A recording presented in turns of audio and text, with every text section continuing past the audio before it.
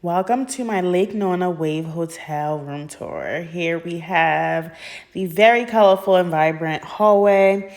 We were in room 1009. I believe they were only 12 or 14 floors, so we were pretty high up. Here we have the entrance, and to the left, we have the vanity and shower. It was a stand-up shower. And I do actually love that this hotel separated the toilet room from the shower room. So if you're there with multiple people, you can use your bathroom in privacy and or take a shower in a pretty private area. So love that. This toilet room had all the bells and whistles, very tech savvy, which I loved. My favorite part about the whole entire hotel is that this seat right here is warm. So you sit on it and it's just the best feeling ever.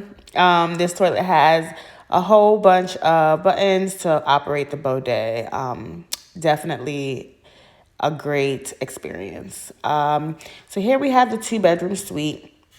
Very, very spacious.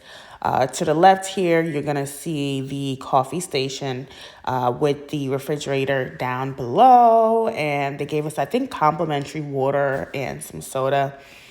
The TV is pretty nice. You can, put all the YouTubes and Netflix stuff on there. The bed was pretty comfortable as well. Definitely would rate it very high. So the cool thing about this room is everything can be operated by this iPad. So every room has an iPad. You can control the temperature, the light, the curtains. You can chat with the attendants downstairs. It's just an amazing vibe. And another thing that I really loved about this room is that you can automatically control the curtains and the drapes. And you still have, although the room is dark, you still have all this light in here, which I love. So, yeah, the room or the drapes, I should say, kind of remind me of a Vegas room. I don't know if you've ever gone to a Vegas room, but they always have all those, the drapes that move on their own.